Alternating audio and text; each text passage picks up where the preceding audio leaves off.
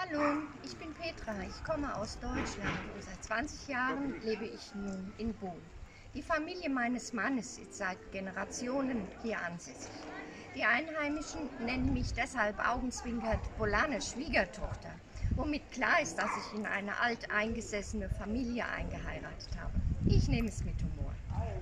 Schnell habe ich mich in Bol wohl und zu Hause gefühlt.